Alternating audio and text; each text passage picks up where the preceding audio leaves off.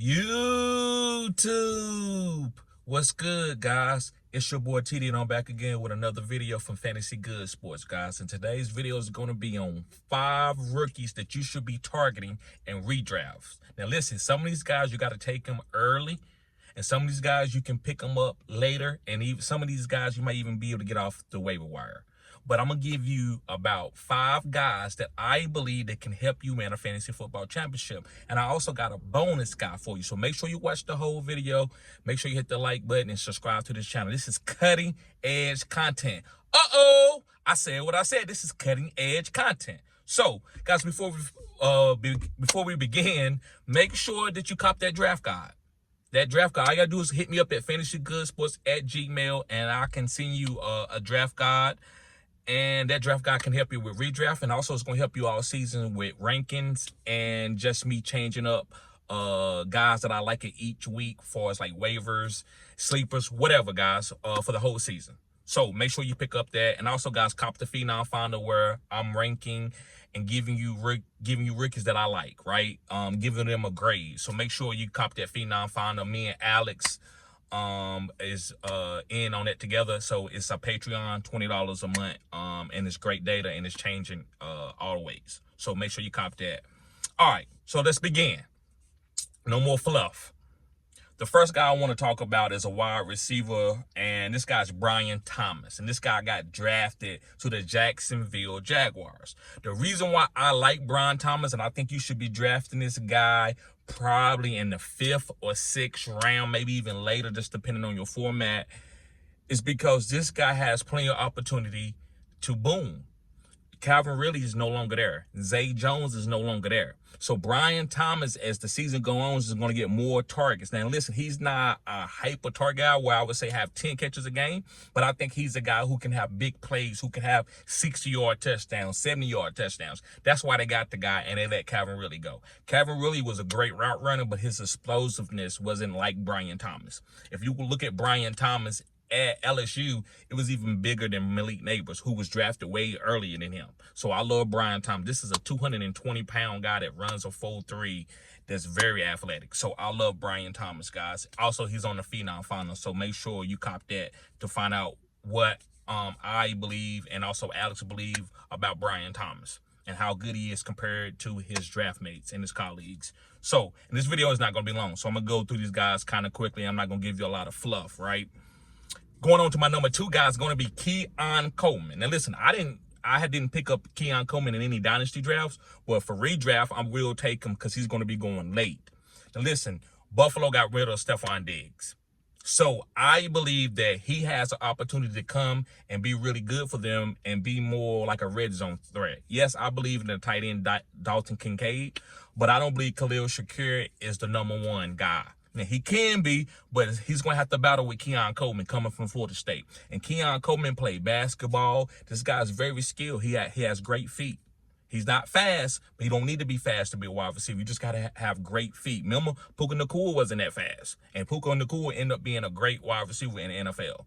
And so, because he had a great quarterback. And same thing with Keon Coleman. You got Josh Allen, who is an exceptional quarterback. So if you can show Josh Allen that you can be trusted, he's going to give you targets. So I like Keon Coleman. Take him, guys. You can probably take him in your 7th or 8th round. Now, listen, this ADPs could change by the time fantasy football redraft starts. So I just want to give you that caveat.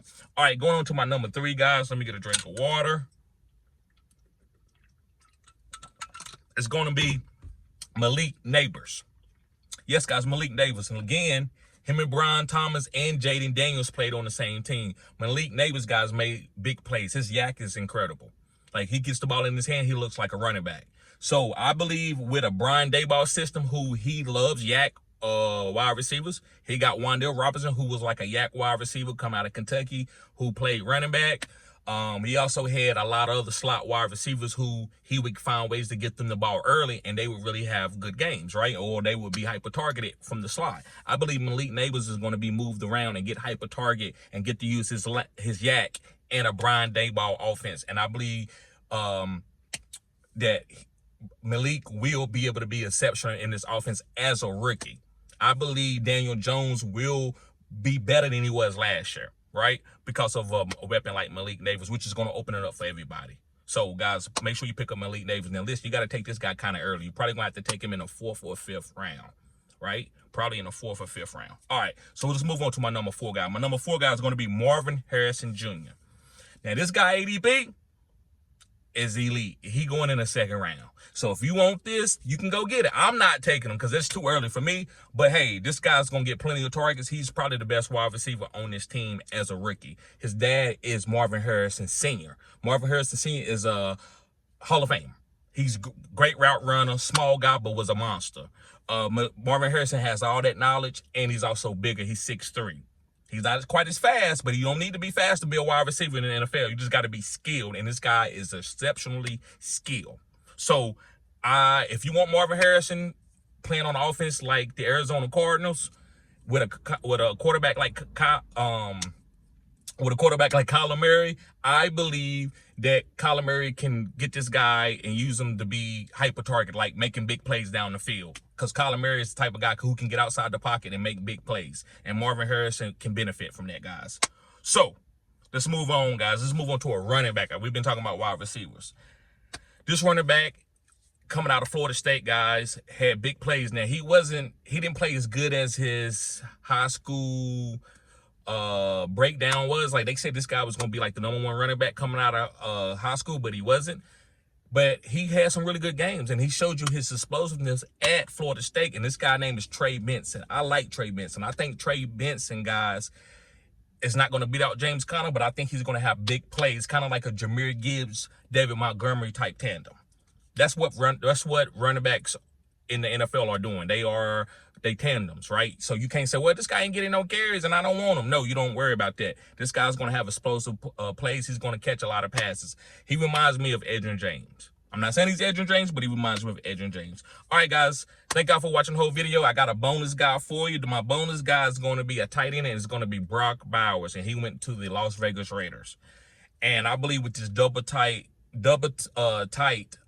end offense, where they only got one wide receiver that you can really count on, which is Devontae Adams, I believe that Brock Bowers is going to have plenty of opportunities to get targets and be better as the season go on, especially in your fantasy football playoffs. These rookies, guys, are going to be 4th quadrant players where they're going to play great for you at the end of the season. So that's why you want to draft rookies at the right ADP. That's why maybe a couple of these guys might not be for you because you got to get them too early.